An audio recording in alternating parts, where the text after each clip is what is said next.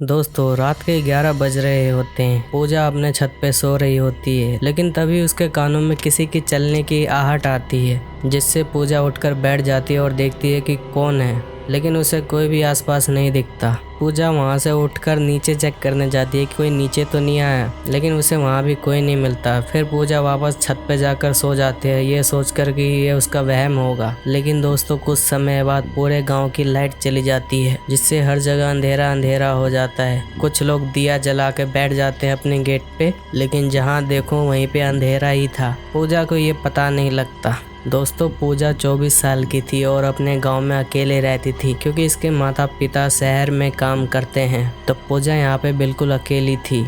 पूजा नीचे के सारे दरवाजे बंद करके ऊपर सोने गई थी। पूजा सो रही होती है, तभी उसे फिर से किसी की आहट सुनाई देती है। पूजा फिर उठकर देखती है कोई आसपास तो नहीं है, लेकिन उसे कोई दिखाई नहीं देता। फिर पूजा नीचे चेक करने जाती है, लेकिन अब तक लाइट नहीं आई थी। पूजा के घर में पूरा अंधेरा था, लेकिन पूजा नोटिस करती है कि उसका गेट खुला हुआ है, जो कि वो चेक करके गई थी और वो बिल्कुल बंद था, जिससे पूजा के मन में शक पैदा होता है। उसे लगता है कोई चोर आया है, इसलिए पूजा काफी हिम्मत जुटाकर नीचे चेक करने जाती है। लेकिन वो नीचे जाते समय एक हाथ में डंडा लेके जाती है, ताकि अगर कोई चोर होगा तो उसे भगा सके।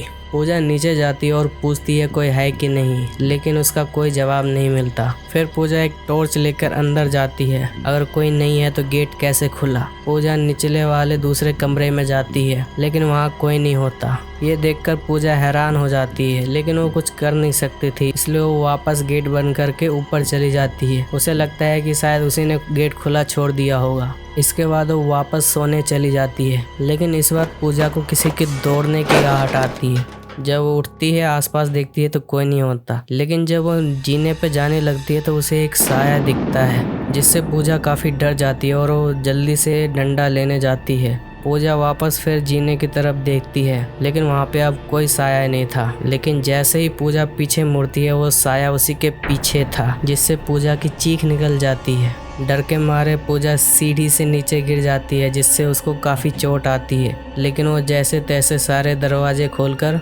गांव वालों को बुलाने लगती है। पूजा अपने आसपास के पड़ोसियों को बुलाने जाती है। जब सारे पड़ोसी मिलके पूजा के घर आते हैं तब उन्हें कुछ नहीं मिलता, लेकिन पूजा काफ़ी डर चुकी थी, इसलिए पूजा डिसाइड करती है कि आज वो अपने पड़ोसी के घर सो जाएगी। फिर पूजा अपने एक पड़ोसी के घर सोने चली जाती है, जहाँ पे पूजा सोने ही वाली थी कि उसे फिर से किसी की दौड़ने की आहट आती है, जिससे पूजा काफ़ी डर जाती है। लेकिन पूजा के साइड में ही उसके पड़ोस की बेटी सो रही होती है, लेकिन उसे कोई आहट सुनाई नहीं देती, इसलिए पूजा इस आहट को इग्नोर करके सो जाती है। लेकिन हम देखते हैं कि वो साया पूजा के साइड में ही बैठकर उसे देख रही होती है।